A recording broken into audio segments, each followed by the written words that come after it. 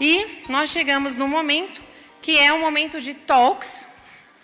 Qual é a proposta do talk? Se você não veio ontem, né, você perdeu. Se você veio, você vai ser mais abençoado ainda. A ideia do Talks é que a gente traga propostas práticas, iniciativas de como os valores cristãos são aplicados à nossa vida como um todo, integralmente, né? Então, neste Talks nós vamos falar, nossa proposta é trazer exemplos de negócios, trabalho e ética cristã. Como que isso funciona nesse universo em que nós estamos vivendo aí, de influência muito grande, de grandes empresas, inclusive, no dia a dia da moral, né? Da moral da sociedade. Nós temos grandes empresas, grandes negócios, influenciando escolas, currículos, né? Influenciando inclusive o dia a dia de profissionais dentro das suas empresas e dos seus trabalhos, nos hospitais, dentro de indústria, comércio, uma série de situações aí em que muitas vezes nós vemos os valores cristãos sendo rechaçados, né?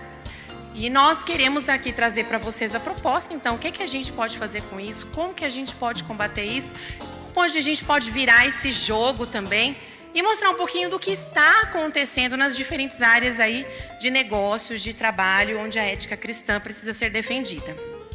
Para isso, eu quero chamar para compor, então, o nosso Talks, Elisson Antônio Francelino dos Santos. Vamos bater palma? O Elisson tá aí já?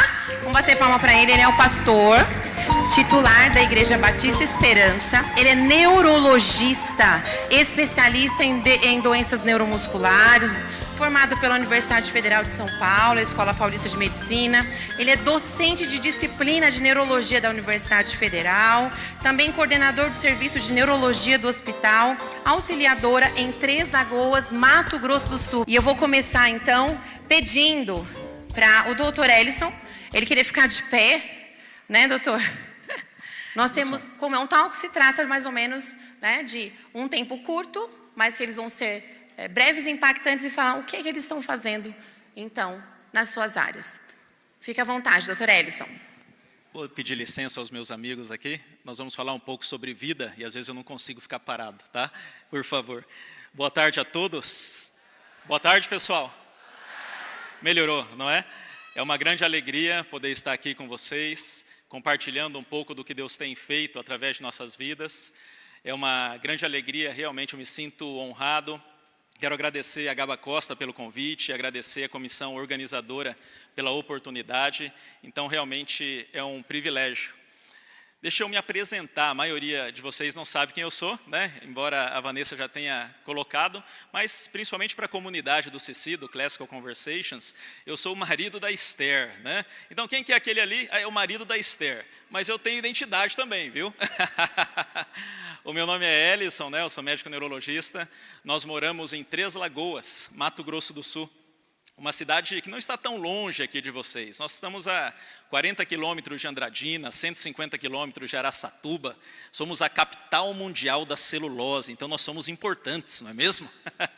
Eu sou o pastor Batista e estou aqui para que eu possa trazer uma reflexão profunda a vocês, que Deus verdadeiramente possa ser glorificado, que vocês tenham inspiração também ao saberem do que o Senhor tem feito por lá nas nossas bandas no interior de Mato Grosso do Sul.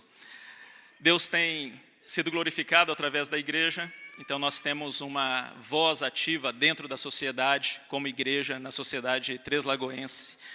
Como médico, eu atuo em alguns hospitais públicos, isso tem sido uma bênção, mas eu gostaria de compartilhar o tempo em que eu estive como docente na Universidade Federal de Mato Grosso do Sul, tratando com os alunos de medicina, lá em Três Lagoas, um tempo bastante abençoado. Em especial o tempo de pandemia, onde nós tivemos muitas perdas, lutas, dores, mas conversei com a minha esposa quando tudo estava paralisado, e conversamos da seguinte maneira: vamos trazer os alunos para a nossa casa, pelo menos a Liga de Neurologia, composta ali por 20 a 25 alunos, e fizemos isso. Trouxemos esses alunos para a nossa casa, uma vez por mês havia uma reunião sobre temas neurológicos e foi uma grande alegria. Alguns desses alunos, pela primeira vez, tiveram contato com uma família que procura viver uma vida cristã de fato. Então lá eles viram o esposo, a esposa e os filhos criados na doutrina e admoestação do Senhor. E para eles foi impactante. Almas ali se converteram, entregaram-se ao senhorio de Jesus Cristo, arrependendo dos seus pecados e o recebendo pela fé. Alguns deles foram batizados recentemente. Na última semana, tivemos o privilégio de, como família, ir até Campinas, realizar a cerimônia de casamento de um casal de jovens que se converteu nesse contexto da Liga de Neurologia. Então Deus, Ele deve verdadeiramente ser glorificado. E nesse casal, de forma específica, a transformação foi tão grande que o padrão de namoro deles foi modificado. Então eles, como não conheciam a Cristo, viviam um relacionamento segundo o padrão mundano, mas houve ali um arrependimento de fato e eles se adequaram aos princípios de Deus. Se preservaram a partir de então e consumaram o casamento no último final de semana.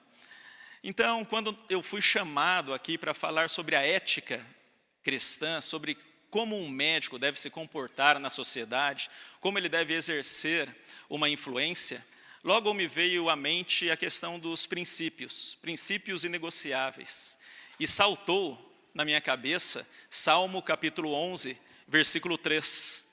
Lá nós lemos que se os fundamentos forem destruídos, o que poderá fazer o justo? Empiricamente nós temos a resposta: nada. Então estamos falando de uma luta por fundamentos. E como profissionais de saúde, nós temos voz. E nós temos o apoio científico para fazer com que essa voz ecoe para outras pessoas. Quantos aqui são profissionais de saúde ou estudantes de saúde? Ok, temos vários. Então a minha fala aqui é no sentido de não só os profissionais de saúde, mas em especial os profissionais de saúde se posicionarem, que não fiquemos em cima do muro, mas que possamos nos expor diante de tantas dificuldades que essa luta, essa questão de ideologia tem colocado no nosso meio. Para vocês terem uma ideia, na universidade nós temos um grupo de professores em algumas áreas da medicina, e lá, de repente, lançaram o tema aborto.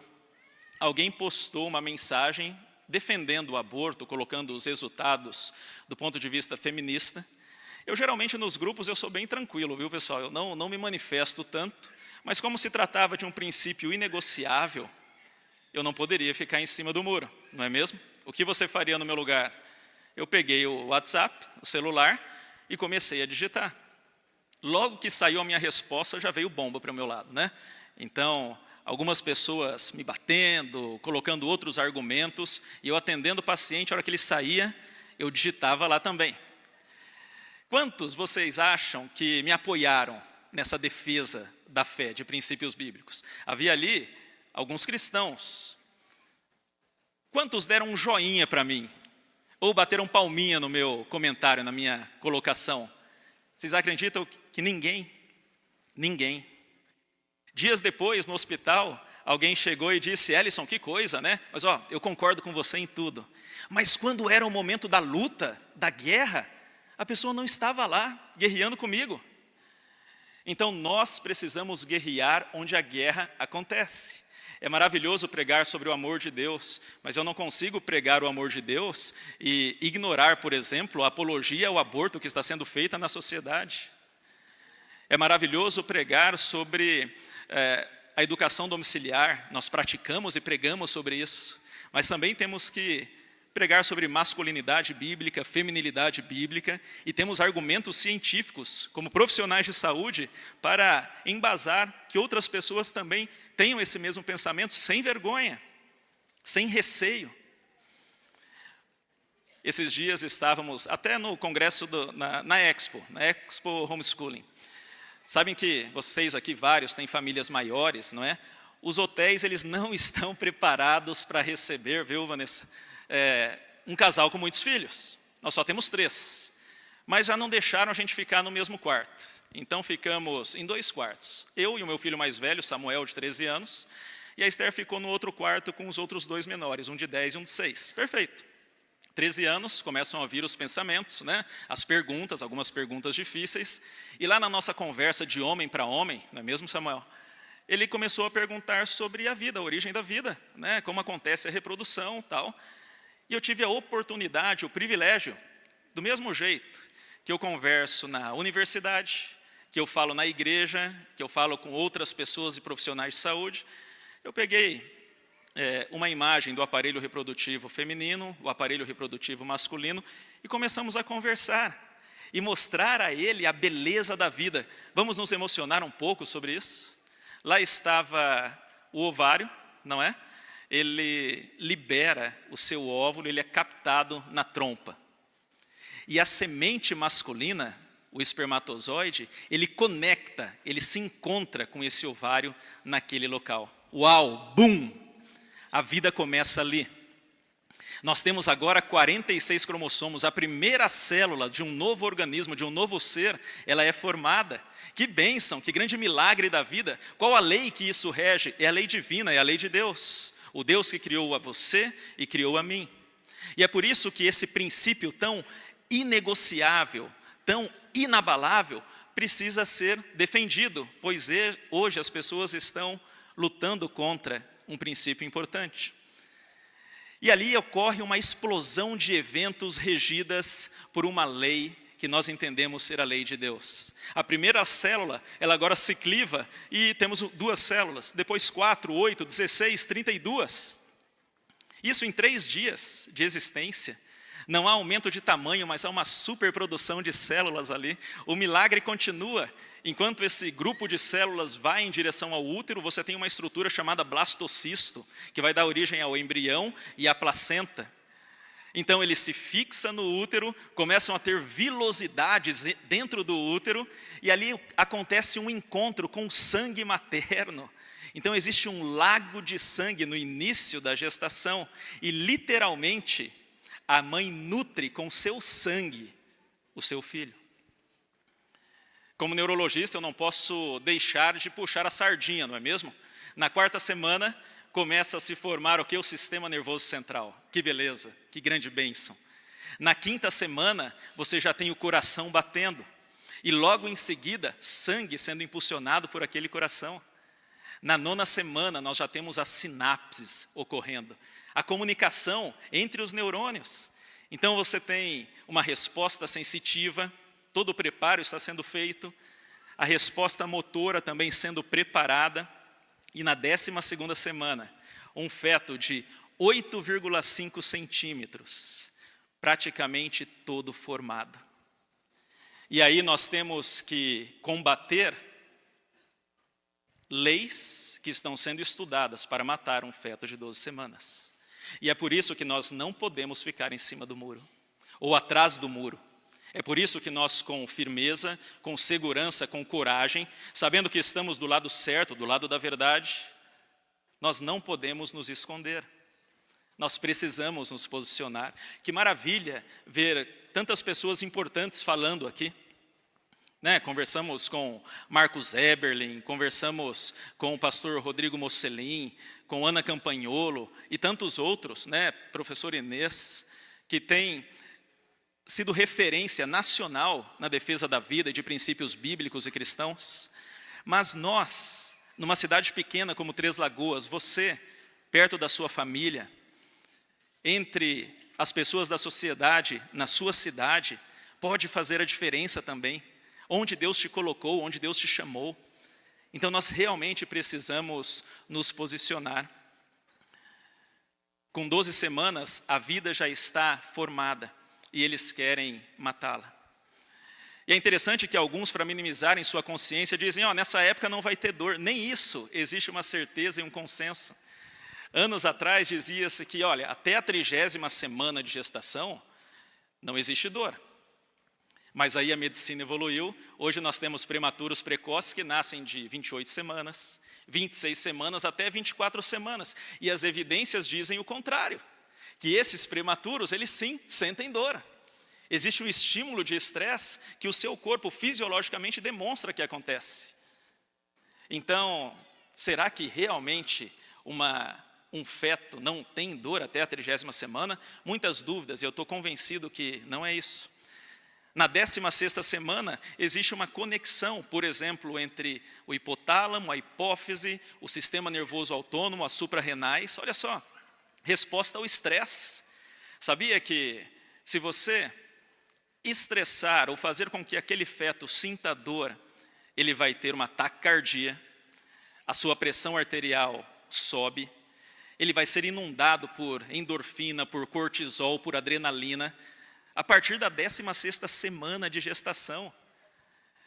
Então isso aponta para a dor, aponta para um estresse fisiológico. Eu não posso ser taxativo, mas são evidências, são sinais. Eu disse a vocês que a partir da 9ª semana já existem sinapses.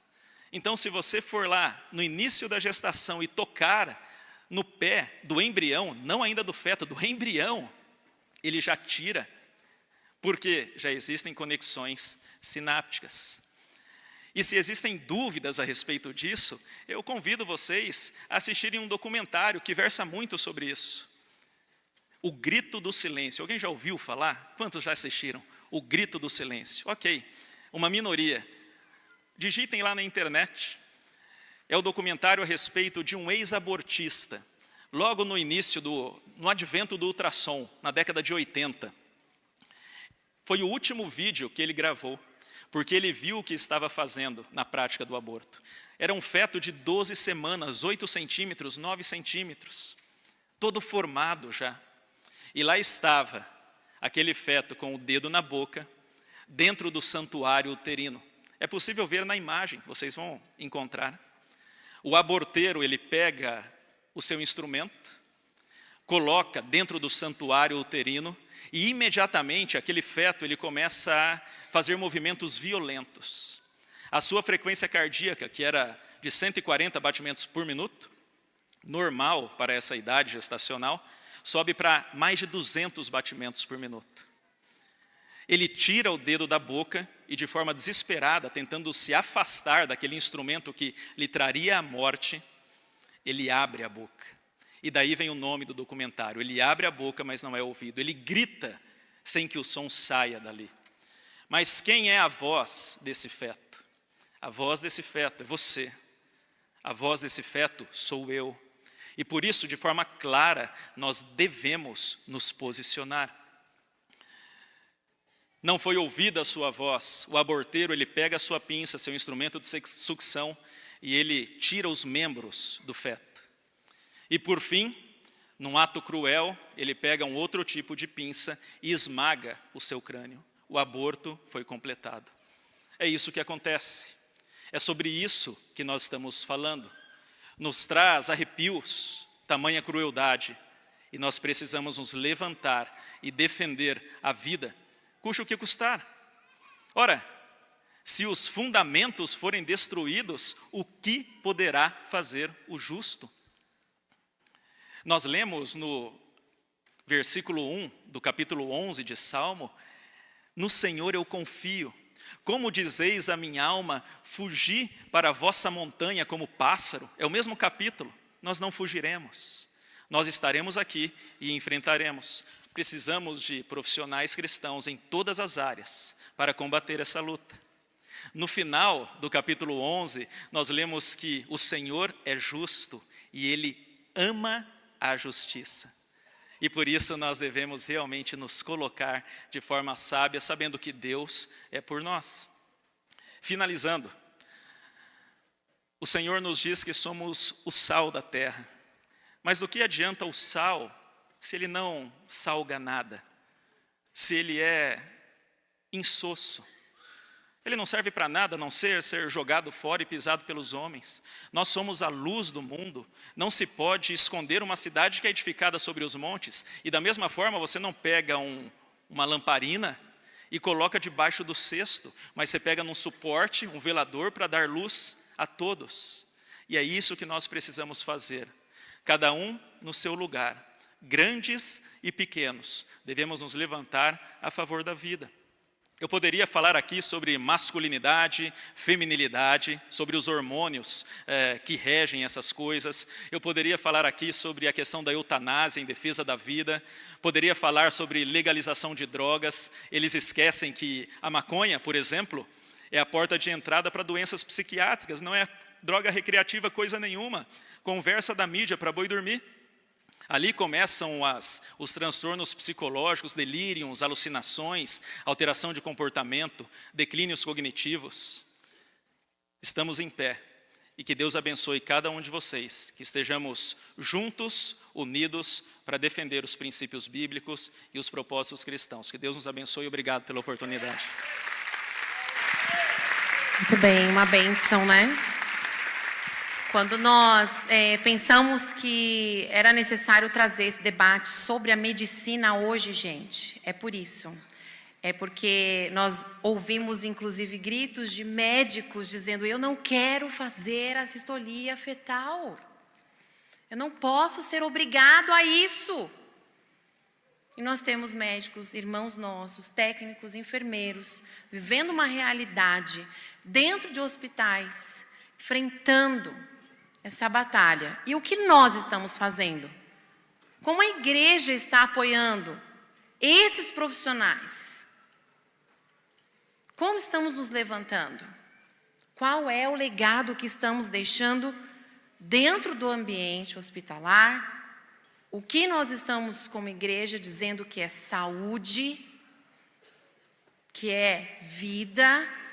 Isso tem um aspecto muito prático, que os profissionais da saúde possam se unir, né? Os cristãos possam se unir, que você que é parte aqui do ambiente hospitalar, que trabalha com saúde, possa vir depois e conversar com o doutor Edson e trocar algumas ideias, que a gente possa, de alguma maneira, ter uma rede aí de cristãos da saúde unidos.